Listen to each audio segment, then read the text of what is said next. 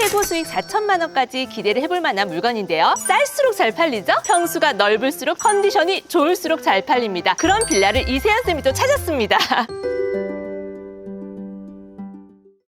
세연쌤 안녕하세요. 오늘 화곡동에는 무슨 일로 오셨어요? 네, 여러분 안녕하세요. 월세모니콜 세연쌤입니다. 반갑습니다. 오늘은 서울시 강서구 화곡동에 지금 나와 있는데요. 제가 여기 나온 이유는요. 최근에 제가 재개발 빌라도 한번 여러분들한테 물건 추천해드렸고요. 재개발 아파트도 한번 추천을 해드렸어요. 그런데 혹시 설마 우리 사랑하는 소행님들 낙팔 잊어버리신 건 아니시죠? 그래서 오늘은 강서구 화곡동에 있는 낙팔 가능한 빌라를 우리 사랑하는 소행님들과 함께 공부하고자 왔습니다. 그러면 제가 문제를 좀 내볼게요. 서울에 낙팔 할 수 있는 빌라 어떤 물건이어야 할까요? 입지랑 건물 컨디션이 좋아야 되지 않을까요? 그죠? 자, 그런데요. 입지와 건물 컨디션이 좋은데 비싸면 어떨까요? 잘 안 팔릴 것 같아요. 네, 그렇습니다. 그래서 잘 팔리는 빌라, 낙팔 빠르게 할 수 있는 빌라. 오늘 여러분들에게 소개해드릴 빌라는요. 최고 수익 4천만 원까지 기대를 해볼 만한 물건인데요. 쌀수록 잘 팔리죠? 평수가 넓을수록 잘 팔립니다. 컨디션이 좋을수록 잘 팔립니다. 그런 빌라를 이세연 쌤이 또 찾았습니다. 자, 그러면 건물부터 보도록 할게요. 짠! 바로 이 건물입니다. 컨디션 너무 좋지 않아요? 여기 빌라 단지 중에 제일 좋은 것 같은데요? 저 주차장 한번 보실래요? 여기서부터 쭉 주차장. 네, 이 천장 한번 보세요. 원목으로 해가지고 되게 고급스럽게 놨죠. 그리고 옆에도 마찬가지로 주차장. 와, 굉장히 다른 주변에 준신축 건물이 물론 있기는 하지만 상대적으로 매수자들이 집을 보러 왔을 때 좀 더 매력적으로 보일 수 있는 물건인 것 같습니다. 팀장님 마음에 드시나요? 너무 괜찮은데요? 근데 약간 오르막이죠? 맞아요. 약간 오르막이에요. 네, 오르막 안 팔리잖아요. 어떻게 하면 좋죠? 그러게요. 그런데 이 해당 빌라 물건은요, 팔릴 만한 이유가 있겠죠, 당연히. 그런 부분을 우리 꼼꼼하게 오늘 공부해 보도록 하겠습니다. 해당 경매 물건 어떤 물건인지 궁금하시죠? 먼저 물건 정보부터 드릴게요. 사건 번호 2025 타경 4890번입니다. 서울 강서구 화곡동 111-27번이고요. 201호입니다. 대지 면적은 7.6평입니다. 건물 면적은 49.75제곱미터로 해서 15평입니다. 15평이면은 방 3칸인데요. 아파트로 봤을 때는 20평 조금 넘어가는 평수 못지않게 면적이 굉장히 넓거든요. 괜찮지 않아요? 너무 괜찮은데요? 네, 물건 검색해보시면은요. 서울의 빌라가 15평이 넘어가는 거 찾기가 쉽지 않거든요. 그런데 이 해당 물건 전용 면적이 15평입니다. 감정가 2억 5,800만 원이고요. 한 번 유찰이 되었습니다. 최저 가격이 2억 640만 원. 어때요? 서울 빌라인데 굉장히 저렴하죠? 저렴하네요. 네, 근데 제가 최고 수익 4천만 원까지 한번 기대해 볼 만한 물건이라고 말씀드렸습니다. 자, 조금 이따가 제가 매매가가 얼마 정도 되는지, 그리고 이 해당 빌라가 빠르게 낙팔 할 수 있는 포인트 정확하게 알려드리도록 할 테니까 채널 고정하시고 영상 끝까지 시청하세요. 그럼 한번 건물 내부로 들어가 보도록 할게요. 들어가기 전에 먼저 우편함 201호죠. 조금 우편물이 있기는 한데요. 해당 물건은요. 대항력 포기 물건입니다. 그래서 대항력이 있는 임차인이 증제되어 있지만 주택도시보증공사에서 양수하고 모든 대항력을 포기하고 배당받지 못한 보증금이 있다 하더라도 낙찰자한테 인수시키지 않는 조건으로 해서요. 여러분들 대항력 없는 물건이라고 생각하고 편안하고 안전하게 입찰하시면 될 것 같습니다. 자, 그럼 권리 분석 한번 볼까요? 대항력 유무를 떠나서요. 여러분들 위험한 권리가 또 등재되어 있는 경우가 있을 수 있잖아요. 그죠? 권리 분석 한번 살펴보고 들어가 보도록 할게요. 등기부 등본을 확인을 해봤더니요. 2025년 1월 15일 주택도시보증공사가 말소기준 등기로 등재가 되어 있고요. 이후에 위험한 가처분도 없고요. 선순위 가등기라든지 위험한 권리 전혀 없습니다. 깔끔한데요? 그럼 건물 안으로 한번 들어가 보도록 할게요. 네, 공용 현관문 한번 보실래요? 너무 예쁘다, 그쵸? 뭔가 한옥에 온 느낌이라고나 할까요? 펜션 같은 느낌이라고나 할까요? 와, 기대되는데요. 내부도 좀 컨디션이 좋았으면 좋겠고요. 엘리베이터도 있었으면 좋겠고요. 뻥 비었으면 좋겠고요. 여러 가지 기대를 하고 한번 들어가 보도록 할게요. 와, 해당 건물이요. 딱 10년 차 된 준신축 건물입니다. 여기 타일 한번 보실래요? 너무 예쁘죠? 그리고 천장 한번 볼게요. 네, 천장도 굉장히 마감 처리 잘 되어 있고요. 계단 깔끔합니다. 엘리베이터도 있어요. 엘리베이터 한번 타고 올라가 보도록 할게요. 2층이라서 그냥 걸어 올라가는 게 빠르긴 하지만 그래도 인장 왔으니까. 세상에, 엘리베이터에 보세요. 꽃무늬. 와, 들어오세요. 엘리베이터 너무 좋은데요? 너무 좋죠? 네. 너무 예쁘잖아요. 이거 보세요. 그러니까요. 와, 주부님들이 보면은 이 빌라를 선택하겠어요. 네, 해당 2층에 올라왔는데요. 해당 층에 4가구가 지금 있네요. 그리고 해당 호수는 바로 이 호수인데요. 사람이 거주하고 있는 것 같습니다.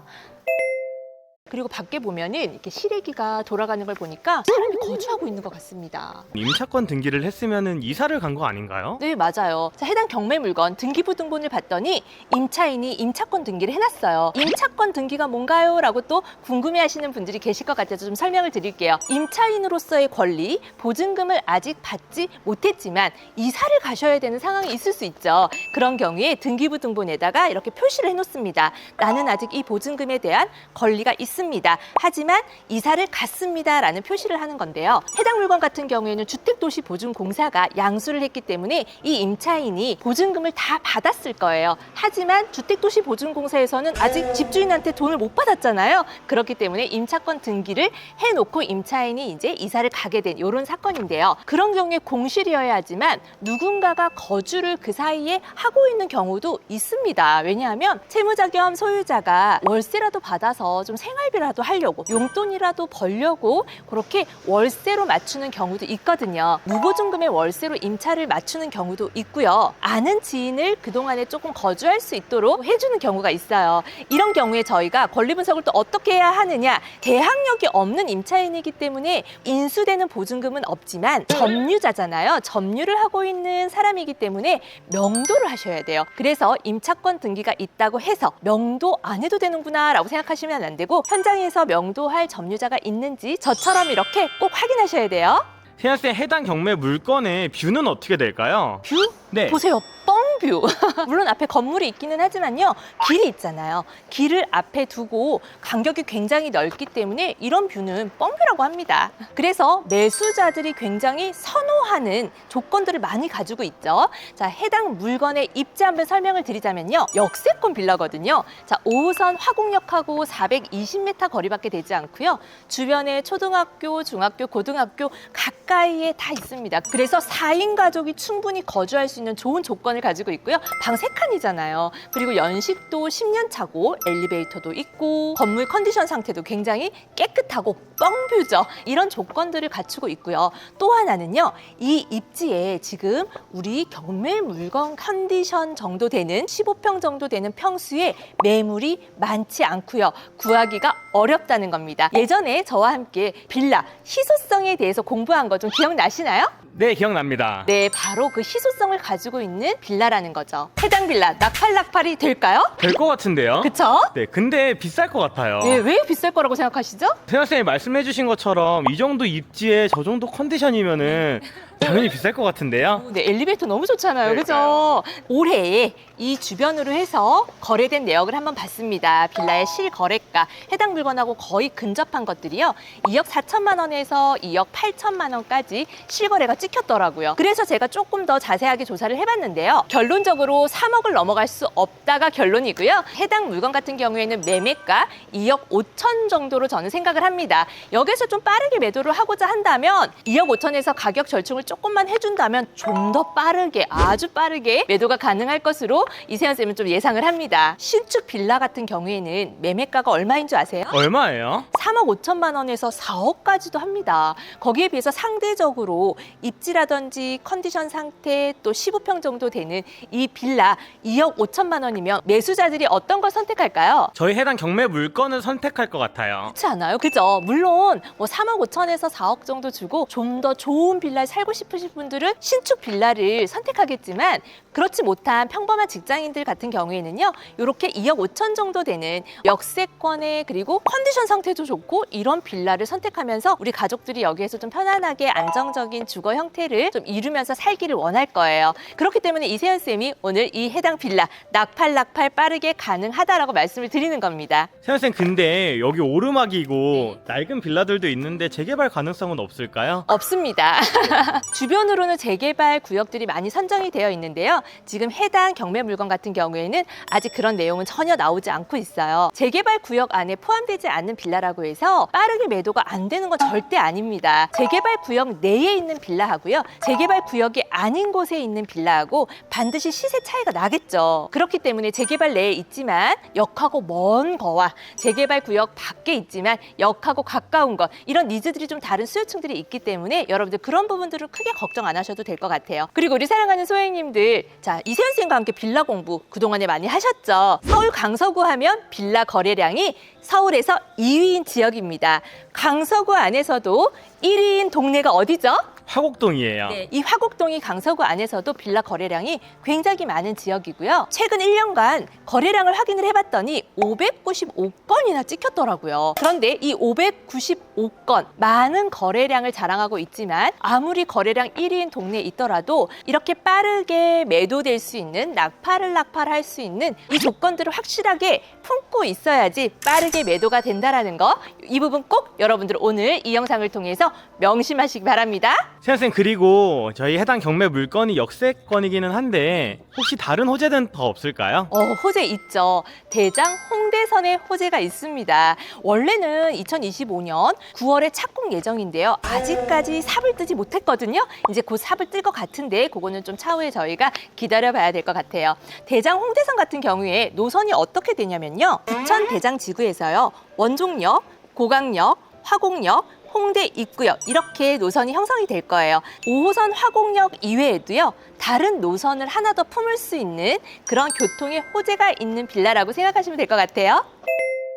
우리 사랑하는 소행님들, 오늘 서울시 강서구 화곡동에 있는 빠르게 낙팔 할 수 있는 빌라, 어떻게 탐나지 않으세요?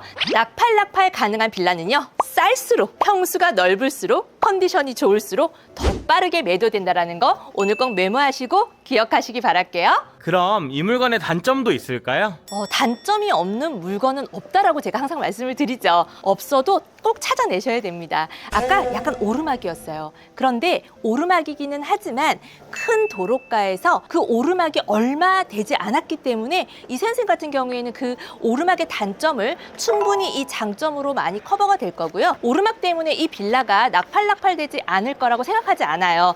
단점은 단점이지만 충분히 장점을 너무나도 많이 품고 있는 빌라이기 때문이죠. 팀장님, 저하고 같이 임장도 해보고 실제로 물건을 봤을 때 팀장님 생각은 어떠세요? 이 오르막 때문에 안 팔릴까요? 아니요, 그렇지 않을 것 같아요. 그렇죠. 오르막이라서 안 팔리는 빌라도 있지만 오르막이지만 팔리는 빌라도 있다라는 거, 이거는 여러분들이 꼭 시세조사 꼼꼼히 하시고 현장에서 임장 꼼꼼히 하시면은 그 해답을 찾으실 수 있을 겁니다. 빠르게 낙팔 가능한 빌라 함께 공부해 봤는데요. 오늘 어떻게 한 걸음 성장하셨나요? 이런 빌라들을 빠르게 찾아서요, 빠르게 입찰을 들어가셔야 되겠죠. 그래야 우리가 빠르게 돈을 번다는 거죠. 그러려면 매일매일 물건 검색하는 거 게을리하지 마시고요. 물건 검색에서 끝나시면 안 되겠죠. 이세연 쌤이 항상 하는 말, 컴퓨터 앞에 오래 앉아 있다고 돈 버는 거 아닙니다. 빨리 책상 앞에서 일어나셔서요, 시세조사와 임장, 실천으로 도전하시기 바랍니다.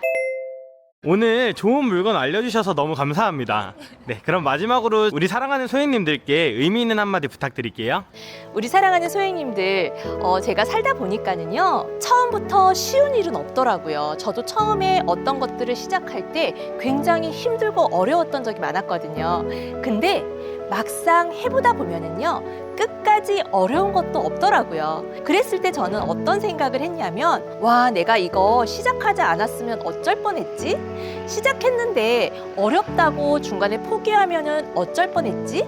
지금처럼 이런 결과가 나오지 않았을 거잖아요. 그런 경험들을 여러 번 겪다 보니까는요, 사실 처음에 시작했을 때 그 힘들고 어려운 것보다도 내가 이걸 안 했으면 정말 큰일 났겠구나라는 그 두려움이 더 컸어요. 그래서 우리 사랑하는 소행님들, 처음에 물론 부동산 경매를 시작하시는 분들 어려운 점이 아마 많으실 거라고 생각을 합니다.